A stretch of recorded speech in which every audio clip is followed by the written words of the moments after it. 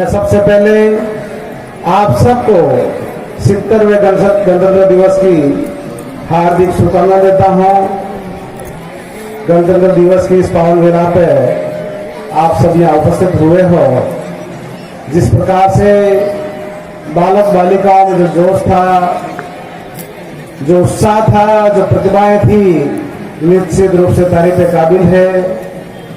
मैं उनको भी प्रणाम करना चाहता हूँ, सबसे वंदन करना चाहता हूँ, जिनकी वजह से आज ये शुभ अवसर हमें प्राप्त हुआ है। उन नेताओं को, शहीदों को, सबको सत सत नमन, प्रणाम। एवं आज जिस प्रकार से माननीय राज्यपाल महोदय का अभिभाषण अतिरिक्त साहब ने जो पढ़ा है, निश्चित रूप से ये सरकार हर वर्ग को साथ में लेके जो काम करने जा रही है। आज जो स्थिति प्रतापगढ़ में पिछले समय में थी, मैं आप कलेक्टर साहब भी बैठे हुए हैं, एसपी साहब भी बैठे हुए हैं। कल तांडव महोत्सव में मैंने एसपी साहब के शब्द सुने, मुझे बहुत प्रसन्नता हुई कि एसपी साहब बहुत स्ट्रिक्ट हैं। और निश्चित रूप से मैं प्रशासन से ये आग्रह करना चाहता हूं कि प्रतापगढ़ की जनता क्या चाहती है, क्योंकि प्रतापगढ़ की जनता के अंदर एक जो भय जो व्याप्त है उसको निकालना है और फिरौती और फायरिंग जैसी जो बातें होती थी उसको जड़ से खत्म करना है, ताकि इस क्षेत्र में अमन चैन बना रहे। और प्रशासन इस चीज का भी ध्यान रखे कि कौन कौन असामाजिक तत्व हैं जो सांप्रदायिक सौहार्द को बिगाड़ने की कोशिश करते हैं। भारत एक संप्रभु देश है जहाँ हिंदू, मुस्लिम, सिख, ईसाई सभी आपस में मिलकर रहते हैं, लेकिन इस बीच में कोई ऐसे तत्व आ जाते हैं जो सांप्रदायिक सौहार्द को बिगाड़ने की कोशिश करते हैं। मैं प्रशासन से सबसे कहना चाह रहा हूं कि आप सभी अलर्ट रहें और प्रतापगढ़ को अमन चैन से रहे। प्रतापगढ़ की जनता इसका विशेष करके ख्याल रखें। प्रतापगढ़ को विकास की बहुत जरूरत है। जिस मैदान में अपन खड़े हैं, इस मैदान की स्थिति बहुत गंभीर हो चुकी है। लाखों रुपए लगने के बाद में भी ये मैदान व्यवस्थित नहीं हुआ है। मैं कलेक्टर साहब से निवेदन करना चाह रहा हूँ कि ये मैदान की जांच करा के विधिवत रूप से इसको व्यवस्थित बनाया जाए, ताकि छोटे छोटे बच्चों को जो कंकड़ लग रहे हैं ये स्थिति पूर्ण नहीं बने। और जो स्टेडियम की बात है, मैं एडीएम साहब से पहले भी करा था, अभी भी अपन प्रपोजल बना के सामने जो दिख रही वो स्टेडियम बना सकते हैं, इधर भी बैठने की व्यवस्था कर सकते हैं। जिस प्रकार से जो नीचे बैठे और अगली बार नीचे नहीं बैठे, ऐसी व्यवस्था अपन करें। आज प्रतापगढ़ को महिला बालिका महाविद्यालय की जरूरत है। मैंने सरकार से डिमांड करी है, बहुत जल्दी आपके बालिका महाविद्यालय की भी घोषणा होगी। आपके सुहागपुरा में मॉडल स्कूल, दलोत में, बेड़मा में ये मॉडल स्कूल की सरकार से व्यवस्था हो रही है। और भी आपकी जो समस्याएं हैं, पिछले कई वर्षों से नरेगा योजना ठप पड़ी थी, लेकिन इस बार सरकार में प्राथमिकता से देखते हुए नरेगा में काम करने के लिए मजदूरों को अधिक से अधिक रोजगार मिले। ऐसे सीओ साहब और सबने सरकार के निर्देश पर जो पालना करते हुए जो सक्रियता निभाई है, निश्चित रूप से सभी पंचायतों में लेबर बढ़ी है और लेबर बढ़े और इस क्षेत्र में अच्छे से काम हो, युवाओं के लिए, गरीबों के लिए, मजदूरों के लिए, किसानों के लिए, सभी के लिए व्यापक इंतजाम हो। मैं पुनः आप सभी को गणतंत्र दिवस की हार्दिक शुभकामनाएं देता हूं और आशा करता हूं सारे जिले के जितने भी अधिकारी कर्मचारीगण हैं, निश्चित रूप से आपने सरकार बदलने के बाद में जो सक्रियता निभाई है, और हमारे कलेक्टर साहब जो यहाँ आए हैं, पहले यहाँ एडीएम लेके गए थे और उसके बाद में वापस यहाँ आए हैं, नए सिरे से जो काम हो रहा है निश्चित रूप से तारीफ पे काबिल है।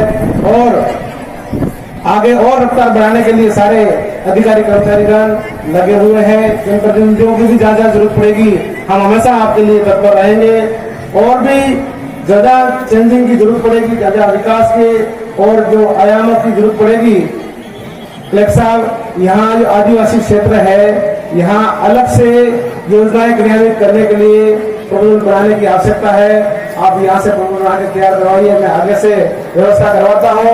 मैंने परिवहन विभाग के मंत्री जी से भी बात करी है कि मंत्री जी हमारे आदिवासी क्षेत्र में जहाँ बसें नहीं है, 10-10 किलोमीटर से लोग पैदल चल के आते हैं आमिर रामा लोअर खालिद के लोग, इधर से जाखम डैम साइड के लोग, रामपुरिया साइड के लोग, उन सब के लिए बसों की व्यवस्था करें। तो परिवहन मंत्री जी ने भी कहा है कि बहुत ही जल्द आपकी नई बसों की व्यवस्था की जाएगी। और भी शीतलहर की जो बात है, किसानों की फसलें नष्ट हो चुकी है। मैंने मुख्यमंत्री जी से कहा है, मुख्यमंत्री जी ने आपदा प्रबंधन के सारे अधिकारियों को निर्देश दे दिए गए हैं, बहुत ही जल्दी गिरदावरी होगी। सभी अधिकारीगण विराजमान है, आप किसानों के हित को ध्यान में रखते हुए गिरदावरी करवाएं ताकि किसानों को उसका फल मिल सके।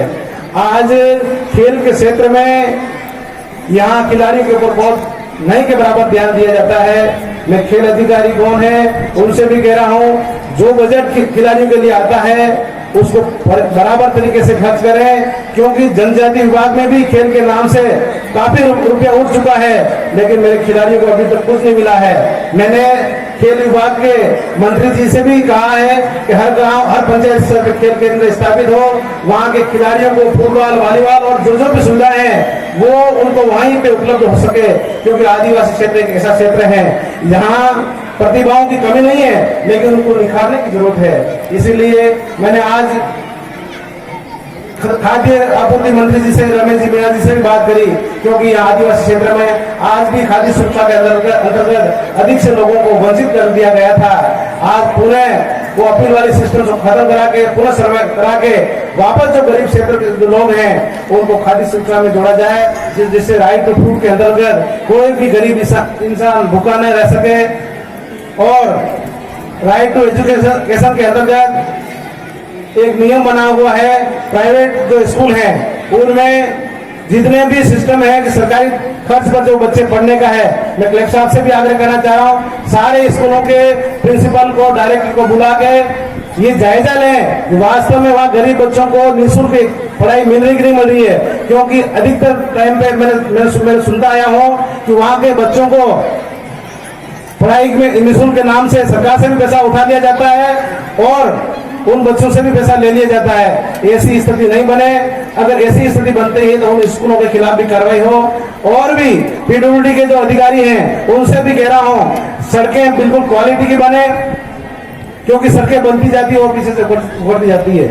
नगर परिषद में भी सड़कें 5 साल में 2-3 बार बन जाती है। अभी कलेक्टर की सड़क बनी है, वो बनी महीना 15 दिन में हुआ, उखड़ने लग गई है। ऐसी सड़कों जो ठेकेदारों के खिलाफ भी कार्रवाई करें और जो अधिकारी अगर मिस अंडरस्टैंडिंग कर रहे हैं उनके खिलाफ भी कार्रवाई करें। मैं क्षेत्र में जाता हूँ, हर जगह मेरे पास एक ही समस्या मिलती है, पानी की व्यवस्था नहीं होती है नगर में। 3 दिन में, 4 दिन में, 5 दिन में, 6 दिन में नल आ रहे हैं। मैंने सिंचाई विभाग के मंत्री जी से भी बात करी है कि भाई जाखम के पानी की कहाँ रोड़ा अटक रहा है, समस्या अटक रही है, वो पानी की समस्या का समाधान भी बहुत जल्दी हो जाएगा और नगर में पानी की व्यवस्था बराबर तरीके से हो।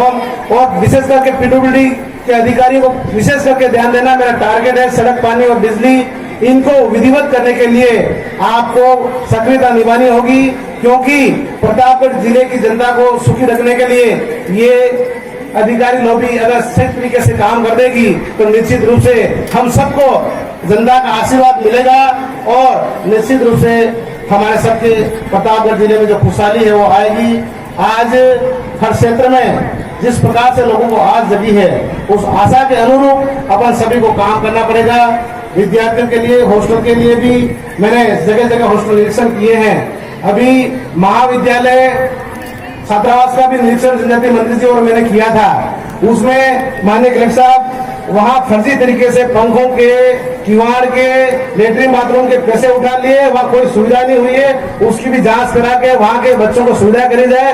मुझे मेरे आंख में आंसू आ गए, वहां के बच्चों को कोई सुविधा नहीं, ऐसे ठंड में टूटे किवाड़ में और बाहर खुले टैंक में बाहर नहा रहे थे। ऐसी स्थिति यहाँ नहीं होनी चाहिए। हॉस्टलों की स्थिति को भी सुधारा जाए। जिसके भी पास चार्ज है और रसद विभाग का चार्ज भी जिसके पास है, महिला एवं बाल विकास जो भी अधिकारी जहाँ जो हैं, जहाँ अनियमितता हो रही है, लापरवाही बढ़ती जा रही है, कलेक्टर साहब मैं मानता हूँ जो सक्रियता आपके आने से यहाँ हुई है, एसपी साहब के आने से भी जो हुई है, निश्चित रूप से अपन सभी का, यहाँ के कलेक्टर साहब, एसपी साहब, सीआई साहब और मैं चारों को चारों नए हैं, इसलिए जनता अपने से बहुत अपेक्षा रखती है। और पिछले दिनों नगर में चोरी का कांड जो हुआ था, उस कांड के ऊपर विशेष करके ध्यान देके उन चोरों को तत्काल उनको पकड़ा जाए और आइंदे भविष्य में ऐसी हरकतें नहीं हो और ट्रैफिक में भी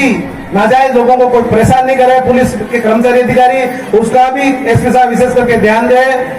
कहीं से किसी भी प्रकार की कोई समस्या नहीं आनी चाहिए और जहां जहां कोई दिक्कत आती है वहां सारे अधिकारी मुस्लिम से मिल रहे हैं। बहुत बहुत धन्यवाद। मैं पुनः पूरे प्रतापगढ़ जिले वासियों को, प्रदेश वासियों को 70वें गणतंत्र दिवस की हार्दिक शुभकामनाएं देता हूं। बहुत बहुत धन्यवाद। जय हिंद, जय भारत।